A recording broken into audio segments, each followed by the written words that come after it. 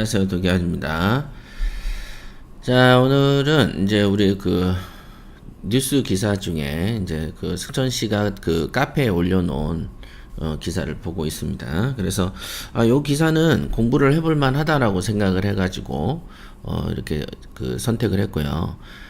다른 건 아니에요. 그냥 이제 그 우리가 보면은 지금 최근에 이제 그 임대차 3법이라고 불리우는 그 악법이 있지 않습니까? 그러니까 악법이라고 하는 것은 뭔가 이 결과가 좋지 않고 국민들에게 불편을 초래하기 때문에 악법이라고 하는 것이죠. 기준이 있겠죠. 기준. 국민들이 힘들다. 그 다음에 국민들 간의 임대인과 임차인 간의 싸움을 부추긴다. 그럼 싸움을 부추긴다라는 뜻이 뭐냐? 최근에 그럼 이 관련해서 소송이 생겼냐? 늘었냐? 네, 소송이 급증하고 있습니다.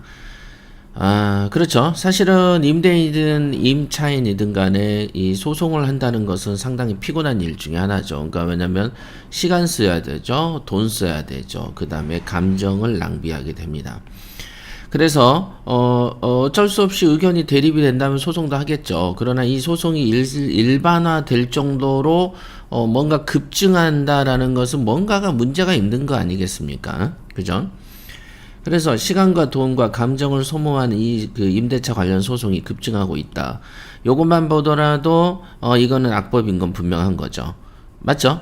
여러분들이 예를 들면은 그 무릎 보호대를 그 무릎이 아파서 무릎 보호대를 찼어. 근데 무릎 보호대를 찼더니 무릎이 더 아파집니다. 그래서 진통제를 먹어야 될 정도가 됐어요. 그러면은 무릎 보호대는 안 좋은 것이죠. 그죠? 여러분들이 어떤 백신을 맞았는데 힘들어. 몸이 힘들어. 때론 누구는 죽기도 하고 응급실에 실려가. 그럼 이 백신은 뭔가 문제가 있는 것이죠. 그죠? 그러니까 그런 게 없어야만 약의 본질을 하는 것이죠. 지금이야 이제 막 그 신약을 개발되는 단계이기 때문에 부작용이 있지만은 실제로 여러분들이 먹는 감기약이라든가 기타 두통약의 부작용이 엄청 있진 않잖아요. 그죠? 그러니까 지금은 과도기적인 상태거든요. 어쨌든 살아야 되기 때문에 생명이라는 문제 때문에 이 약이 백신이 이렇게 주입되고 돌아다니는 것이지 꼭 생명이라는 문제랑 연관이 없다면은 과연 이렇게 불안전한 백신을 맞을 것이냐 이렇게 여러분들한테 물어볼 수 있어요. 그래서 이 백신은 갈수록 이제 뭔가 그 조금 더 개발됐으니까 좀 더 나아지는 방향으로 이동하겠죠. 그렇다면 이 법이라는 것은 뭐냐? 이 법이 생명하고 연관된 것도 아닌데도 불편하다 이게. 불편을 떠나서 감정이 치우쳐서 돈과 시간을 써서 소송까지 제기할 정도의 사건들이 분쟁들이 곳곳에 벌어지고 있다. 현재 그렇게 되고 있습니다. 그래서 임대인하고 임차인이 옛날에는 안 싸웠는데 요즘 막 싸우는 일이 생긴다. 그리고는 임대인이 불편해서 심지어 이를 갈면서 야 투표만 기다린다. 자, 이거는 뭐예요? 뭔가 봐도 좀 잘못된 거지, 그냥. 근데 잘못된 줄 모른다, 이게.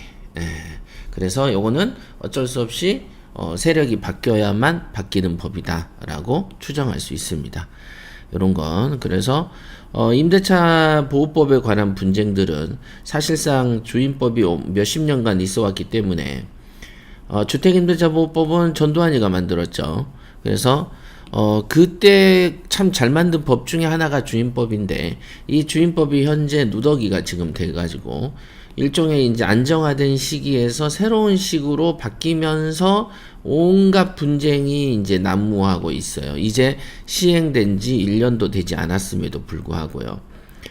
이 분쟁은 지속될 것이고 많은 사람의 마음속에 이제 뭔가 분노가 자리 잡게 될 것이다 라고 추정을 하면 이게 틀린지 맞는지는 내년 되면 더 자세히 나올 겁니다. 일단은 우리는 힘없는 서민이니까 여러분들 이런 법이 있다. 또 이런 일이 있었네. 이랬구나. 뭐 요 정도는 알고 가야 되지 않겠냐라고 생각이 듭니다. 일단 법인 소유 아파트가 뭐가 다르겠냐라고 하면서 계약갱신 청구권이 되냐요? 이렇게 물어본 것 같아요. 그러니까 이거와 관련한 소송이 있었죠. 원래 계약갱신 청구권이라는 것은 임차인이 한 2년이 있어요. 2년. 그쵸? 임차인이 2년간 살면 몇 가지 경우 이외에는 추가로 2년을 그 고집할 수 있는 거를 계약갱신 청구권이라고 합니다. 그래서 계약갱신 청구권 추가 2년을 임차인이 당연하게 요구하면은 임대인은 들어줘야 되는 것이고요. 그러면 이렇게 들어줘야 되는데 들어주지 않을 경우에 통상 이제 실거주를 한다. 예를 들면 임대인이 임대인 가족이 야 우리 안 되겠어 우리 사정이 이래라는 것을 실거주한다는 것을 할 때만 임차인이 계약갱신 청구권이 거절되는 것으로 이렇게 법으로 되어 있습니다. 그러다 보니 실거주 하겠다고 해서 임차인을 내보내는 임대인이 존재할 수 있으니까 임차인이 다른 집에 이사간 이후 1년 정도를 이 집을 감시할 수 있게 해주고, 감시라는 방법은 전입신고죠. 임대인이 전입신고를 하지 않으면 임차인한테 돈을 물어줘라 라는 황당무계한 국민과 국민이 싸움질을 부추기는, 국민이 국민을 감시하는 이런 법을 떡하니 만들어 놓고서는 얼굴 딱 들고 돌아다닙니다. 그러니까 국민들이 잘 몰라서 그렇지, 모르면은 따질 수도 없죠. 그래서 그렇지 이거는 말이 안 되는 법이다. 그죠? 자, 그것은 그렇다 쳐요. 그러면 임차인이 2년 있는 동안에 임대인이 집을 매매하고 싶어요. 매매. 팔고 싶은데 임차인은 갱신 요구권을 요구할 수 있잖아요. 그래서 6개월에서 2개월 남겨놓고서는 임차인이 나 여기서 더 살 거야 라고 말하면 갱신권이 유지가 돼버려요. 그쵸? 그러니까 집주인 입장에서 팔려면 적어도 7개월 전에 새로운 소유자에게 등기가 떨어지게 만들어야 되는 거예요. 그래서 임대차 계약 기간이 끝나기 7개월 전에 등기가 새로운 소유자에게 바뀌어야 됩니다. 그래야 이 새로운 소유자가 내가 들어올 거야 라고 하면 이 계약갱신권을 쓰지 못하게 된다 이거죠. 그러니 이 말은 뭘 의미하냐? 집주인이 자기 재산인데 판매하는 것을 자유롭게 팔지 못하는 상황이 생깁니다. 그러니까 자유롭게 팔지 못하니까 어떻게 돼요? 사유재산권에 침해가 있는 것이 되는 거죠. 그럼 집을 판다는 것은 7개월이고 1년이고 참아도 되는 정도 일이 아니고 그 국민한테는 굉장한 중대사죠. 예를 들면 집안이 어려워서 자금이 필요하거나 이사를 갈 때 이 집을 팔아서 저 집으로 가고 싶다든가 아이들 때문에 또는 취업 때문에 바꿔야 되는 거주지를 바꿔야 되는 입장에서 이 집주인 입장에서는 7개월 전에 미리 팔아치워야만 뽀롯이 계약갱신권을 거절시키고 다른 집으로 다른 지역으로 떠날 수 있게 만드는 것이다. 그래서 이거는 거주 이전의 자유에도 침해되는 정말 중대한 침해다 이게. 그러니까 7개월 전에 소유자를 못 만나면은 결국은 임차인한테 강남에서는 1억 정도를 주고 내보냈다라는 말도 있을 정도로 임차인이 임대인한테 야 돈 주면 가고 아니면 말게 라는 식으로 뭔가 국민들 간의 흥정이 이루어지고 법 이외에 또 다른 어떤 억압 같은 것들이 생성되는 악법 중의 악법이다 이게. 그러니까 이제 셀 수 없는 것들이 너무 많고 만드는 민주당은 이런 거 관심이 없잖아요. 이것들은 만들어 놓으면 땡이니까. 인재 소송은 여기서 조금 더 다양한 케이스로 변질될 가능성이 있습니다. 그래서 오늘 등장한 이 판례는 법인 소유 아파트다. 다음에 또 다른 판례가 또 등장할 가능성이 있습니다. 자, 법인 소유의 주택에 살던 일반 세입자는 법인 임직원의 실거주 통보에 영향받지 않고 계약갱신 청구권을 사용할 수 있다. 이렇게 되어 있습니다.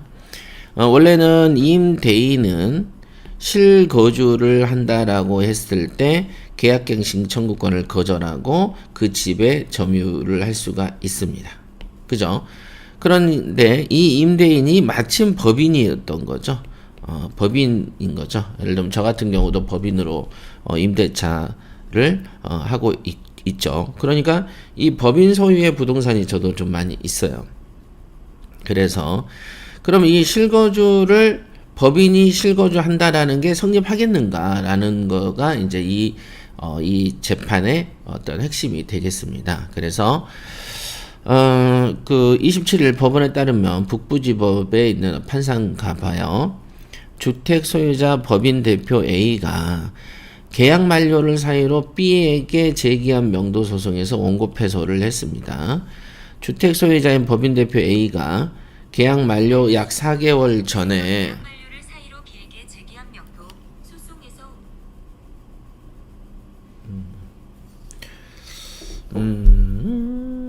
뭐만 하면은 컴퓨터가 작동하는데 시리가. 자, 계약 만료 4개월 전에 주택을 법인의 사무실 및 임직원의 기숙사로 사용하기 위해서 사무실 및 임직원, 즉 주택의 소유자인 임대인인 법인이 자기가 실제로 사용하려고 실사용하려고 계약갱신 거절을 했더니 이 임차인은 야 무슨 소리야 나 이는 더 살 거야 라고 해서 소송이 됐다. 그러면 해당 주택을 법인이 사택으로 사용하게 될 경우 그 주택에서 실제로 거주하는 것은 임대인인 법인이 아니라 법인의 임직원이다 라고 했다. 자, 임대차 보호법의 계약갱신 청구권의 거절 사유는 임대인이다. 이게 임대인이 실거주를 한다면 요 경우가 계약갱신 청구권이 인정이 안 된다라는 법을 해놨는데 때마침 임대인이 법인인 경우가 있다 보니까 그럼 법인도 실거주를 하냐? 법인이 사람이 실거주하는 거지.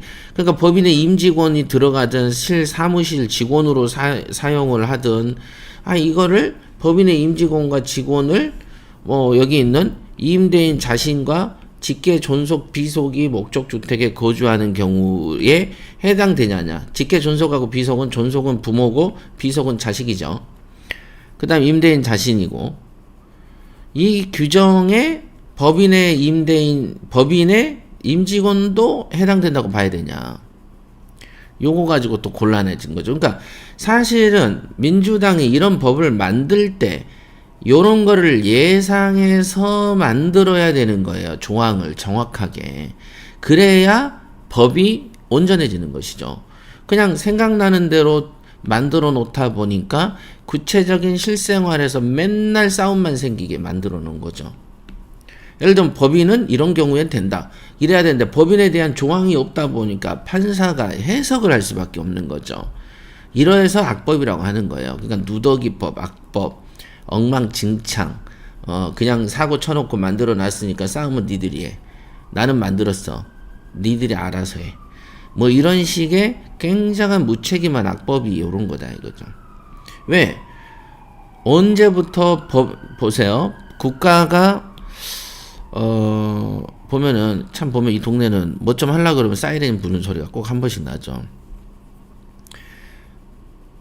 보세요. 사람에는 우리 민법의 사람에게는 자연인이 있고 법인이 존재합니다. 자연인은 태어나서 걸어다니는 사람을 말하는 것이고 법인은 법으로 만들어진 인격을 사람인 법인이라고 합니다. 그래서 이 법인한테도 주민세를 받습니다. 주민등록번호는 나오지 않지만 법인도 주민세를 냅니다. 그죠? 주민이 아닌데 왜 주민세를 내죠? 그냥 주민등록에는 자연인만 돼 있고 출생과 동시에 법인은 별도로 정리해서 법인 등기부등본 뭐 이런 것들이 존재하는 것이죠. 그래서 그 법인이 언제 생겼고 언제 태어났고 누가 만들었고 부모를 정하듯이 출생증명서가 있듯이 법인도 그런 게 있습니다. 그래서 이 법인도 자유민주국가니까 법인도 부동산을 취득할 수 있어요.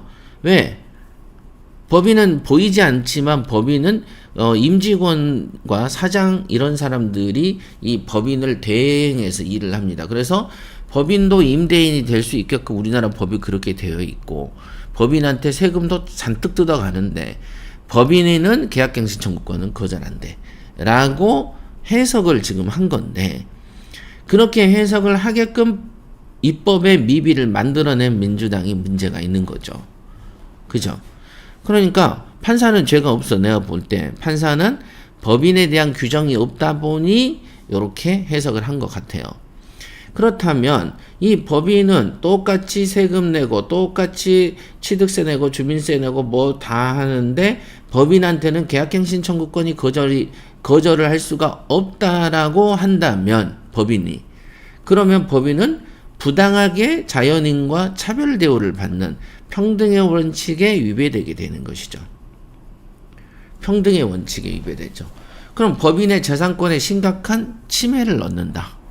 법인이 부동산을 내주면 무조건 4년이 된다라는 이치에 도달하게 되기 때문에 그러면 법인은 차라리 세를 주지 않고 유지하려고 할 것이고 그러면 시장에 부동산이 더욱더 공급이 잘 안 될 것이고 공급이 위축되니까 당연히 전세 가격은 더 올라가게 되겠죠.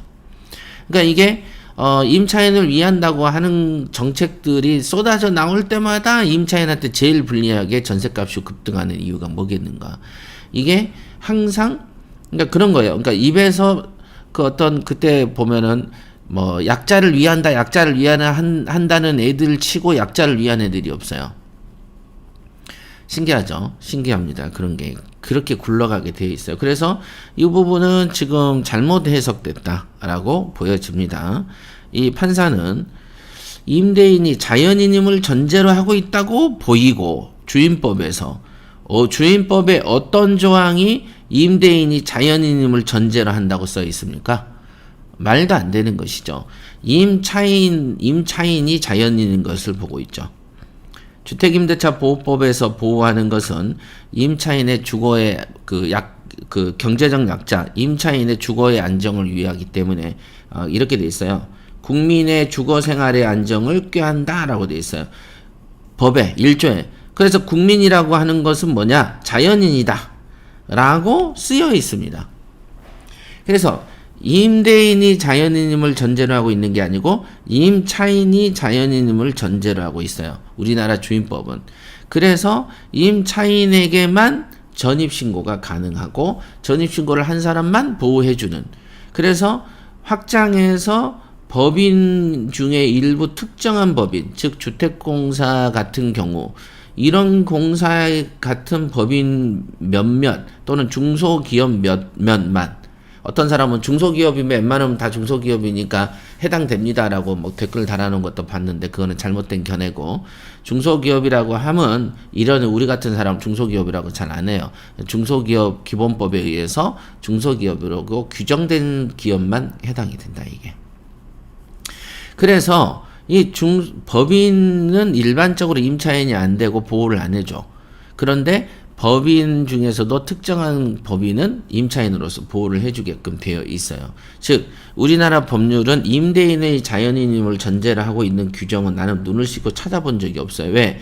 임차인을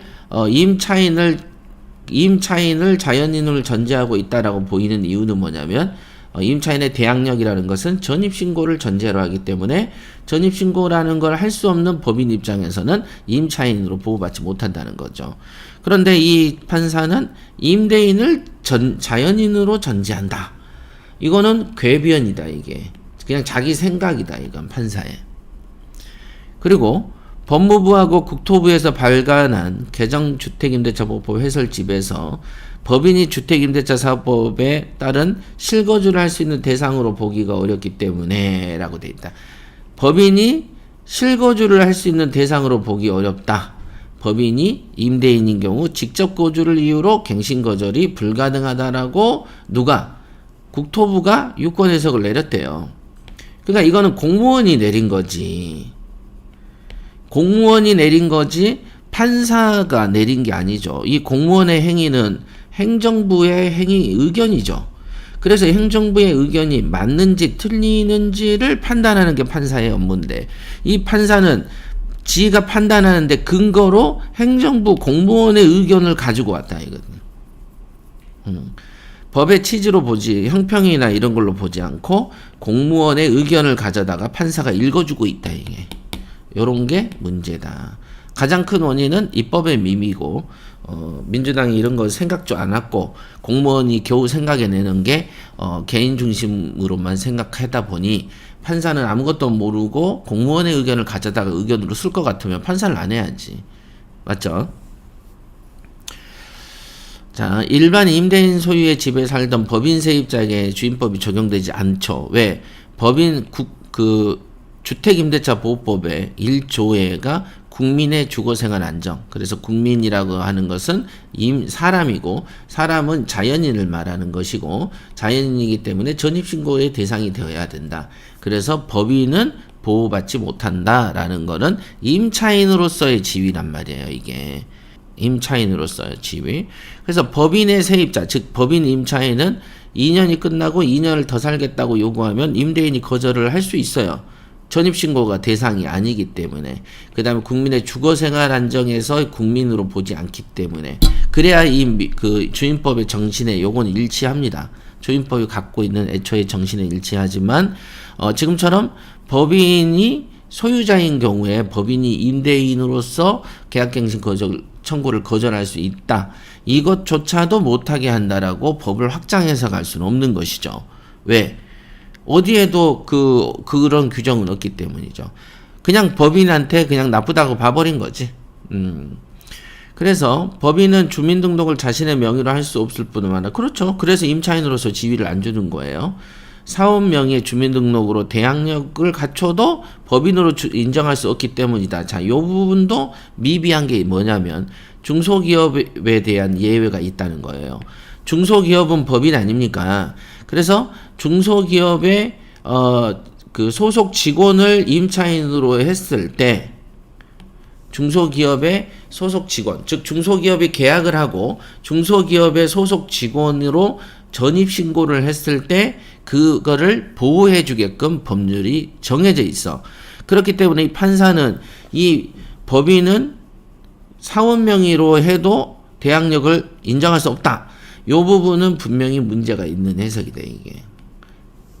그죠? 그래서 여기 보세요. 학교법인이 외국인 교사의 사택으로 쓰려고 임차 계약을 맺어둔 집을 최근에 팔았대요. 근데 전세 만기가 5개월 남은 상태였지만 계약갱신 청구를 못해서 집주인이 팔았다. 왜냐하면 학교법인이 임차인인데 임차인은 자연인이에만 보호받게끔 법에 되어 있기 때문에 애초에 계약갱신 청구권을 쓸 수 없다라고 해석하는 건 굉장히 자연스러워요. 근데 그 반대되는 경우는 분명하게 이견이 있을 것이다. 법제처 한번 가볼까? 말 나온 김에.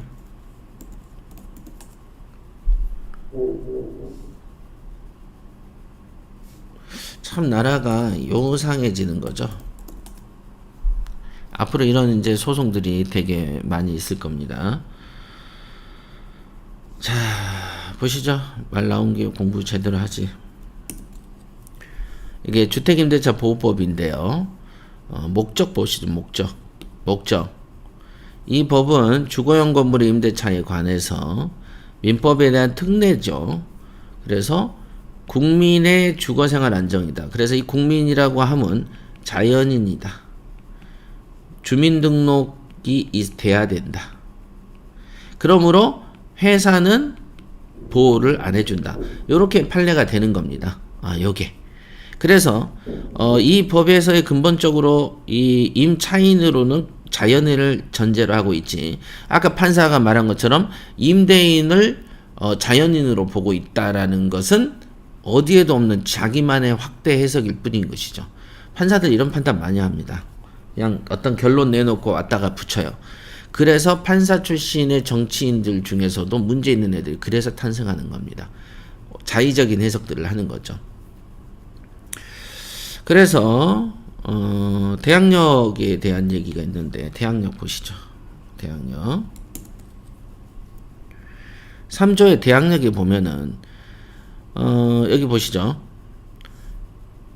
임차인이 인도와 주민등록을 마치면 효력이 생긴다고 되어 있어요. 그러니까 임차인이라는 것은 주민등록이 가능해야 돼. 그러니까 법인은 안 돼. 근데 법인이 안 되는데 그 중에 어떤 사람은 되냐? 2항, 3항한테는 돼요. 2항은 주택 도시기금을 재원으로 하는 뭐 어쩌고저쩌고 전세 임대주택을 지원하는 법인이 임차하면 보호해줘요. 법인이 안 된다고 여기서 해놓고서는 전세 임대주택을 지원하는 법인은 허용해줍니다. 대항력을. 자, 그 다음에 중소기업 기본법 2조에 따르는 중소기업에 해당하는 법인이 소속 직원의 주거용으로 임차한 후에 그 법인이 선정한 직원이 해당 주택을 인도받고 주민등록. 자, 직원이 주민등록을 마치면 똑같이 1항을 준용해서 대항력을 인정해 줍니다. 즉, 회사가 집을 빌리고 그 집에 직원을 앉히고 그 직원이 전입신고를 하면 임차인으로서 보호를 해준다. 그러니까 좀 전에 있었던 이 기자가 썼던 이 기사는 불완전한 기사다, 이게. 그 다음에 판사가 말했던 우리나라에서 법인의 대항력을 인정할 수가 없기 때문에 라는 것은 대항력 3조의 이 사망에 대해서 무지한 헛소리를 한 거다. 이것은 고등법원에 갔을 때 이 사망을 전제로 대항을 했을 때 해석이 바뀔 수가 있다. 근데 지금 같은 경우는 그러니까 지금 그 말은 뭐냐? 즉 그 말은 뭐냐? 법인은 직원을 들여서 보호받을 수 있다라고 했잖아요. 그러니까 법인은 반대로 해석하면 법인이 임대인이라면 법인의 직원을 거주시키기 위해서 실거주하기 위해서 나가라라고 하는 행위도 허용된다라고 보는 게 이 사망에서 해당한다라고 보여진다. 이게 같은 법 정신에 일치한다. 그렇다 이게. 그러니까 요거는 반드시 뒤집힐 수가 있는 판결 중에 하나다. 정권의 눈치만 안 보면. 자, 그럼 중소기업 기본법 2조를 보도록 하겠습니다. 여기에 중소기업자의 범위 이렇게 돼 있어요. 중소기업의 범위, 중소기업을 육성하기 위한 시책의 대상이 되는 중소기업자는 다음 각호의 어느 하나에 해당하는 기업과 조합이면 중소기업으로 본다는 거예요. 1호는 영리를 목적으로 사업하는 기업, 업종별로 매출액, 자산총액이 대통령령으로 정하는 기준에 맞아야지 된다. 지분 소유, 출자 관계 등 소유와 경영의 실질적 독립성이 인정이 돼야 되고, 사회적 기업 육성법에 따르는 대통령이 정하는 사회적 기업이거나 협동조합법에 따르는 협동조합이라든가 소비자 보호법에 따르는 전국연합회, 조합연합 이런 애들이 중소기업에 포함된다. 중소기업 협동법, 중소기업은 대통령령으로 정하는 구분 기준에 따라서 소기업과 중기업으로 나누고, 중소기업이 규모의 확대와 중소기업에 해당하지 않게 된 경우에는 사유된 발생한다는 것보다 3년간은 중소기업으로 본다. 이렇게 돼 있어요. 그래서 일반적으로 요거는 유권 해석이 좀 필요한 영역이고, 우리가 알고 있는 법인은 통상적으로 다음 항목의 요건을 갖추고 영리를 목적으로 하는 사업이다 했으니까 가와 나를 봐야 되겠네요. 갑자기 이렇게 깊어지고 진지해지면 안 되는데. 자, 가와 나, 대통령령으로 정하는 기준, 매출액과 자산총액. 어딨죠?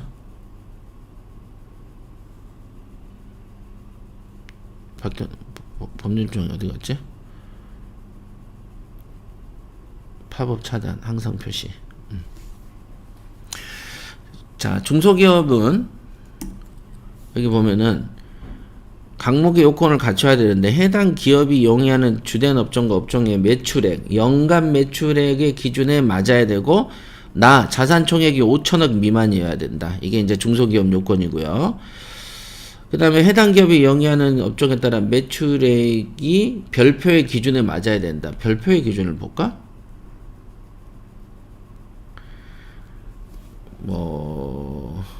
어쩌고저쩌겠네, 1000억 원 이하, 800억 이하, 600억 이하, 400억 이하, 이런 식으로 되어 있네요. 그러니까 웬만하면은 우리는 다 중소기업에 해당되네, 그러고 보니까. 자산총액 5천억 이하고, 소유와 경영의 실질적 독립성이 해당이 돼야 되는데, 어느 하나에 해당이 안 돼야 되는, 자산총액 5천억 이상인 법인이 주식 간접 비율에 따라서 어쩌고저쩌고, 주식 등을 소유한 자가 법인인 경우 그 법인의 임원, 그 다음에 주식을 소유한 자가 일에 해당하지 않는 개인인 경우 개인의 친족, 일에 해당하지 않는 자, 주식을 소유한 자가 법인인 경우 관계기업의 기업, 어쩌고저쩌고. 복잡해. 이렇게 돼 있어요. 그래서 일단은 이 중소기업에 대해서 좀 전에 말씀드렸다시피, 민법 어디 있어? 주임법. 여기 보면은 중소기업 기본법 2조에 따른 중소기업에 해당하는 법인이 소속 직원의 주거용으로 임차를 하면 그 법인에 되는 전입신고를 인정해 준다는 얘기고, 만약에 이 법이 이거에 적용한다면 이 법인이 임차인인 경우에도 갱신권이 있어야 되는 것이죠. 왜냐하면 여기에 임차인을 인정해 줬으니까. 그쵸? 왜? 전세 임대주택을 지원하는 법인 주택공사도 이 법의 적용을 받아서 그 임차인이 계약갱신 청구권을 요구하면 그 주택공사나 이 토지공사, LH 이런 데에서 얘네도 계약갱신권이 인정되기 때문에 그렇죠. 그래서 이 3조의 사망에 대한 생각을 하고 써야 된다. 이게 이 판결, 즉 임차인이 법인이어도 허용되는 이 사례에 해당되기 때문에 임대인이 법인인 경우에 임대인이 그 법인의 직원을 거주시킨다는 것도 이 방법이 임대인의 이제 실거주로 봐야 된다. 법인의 실거주로 봐야 된다는 거죠. 근데 이제 아까 그 판결 내용을 보면은 완전히 잘못된 게 뭐냐면 판결 내용에 여기 있죠. 해당 주택을 여기 판사가 주임법에서 임대인이 자연임을 전제로 하고 있다고 보이고 이런 규정이 없다고요. 없어. 그냥 지 생각을 말한 거고. 이 법무부의 자료는 당연히 이 법무부 애들이 얘네가 법을 위반했으니까 그렇게 해석하겠다고 나오는 거는 그냥 공무원들의 의견이죠. 유권 해석. 이 유권 해석을 따를 것 같으면 사법부를 없애야죠. 그냥 공무원들이 판결을 내려주면 되니까. 이런 일은 아니다, 이게. 이거는 중소기업 기본법의 2조에 따르는 또는 그 주임법에 있는 대항력 3조의 사망의 요건에도 맞지 않다. 이렇게 볼 수 있어요. 그러니까 요게 지금 1심 판결이기 때문에 2심, 3심 갈 때까지 한번 좀 우리가 지켜볼 필요가 있어 보입니다. 이렇게 공부를 해 놓으면은 될 것 같아요. 자, 여기까지 하겠습니다.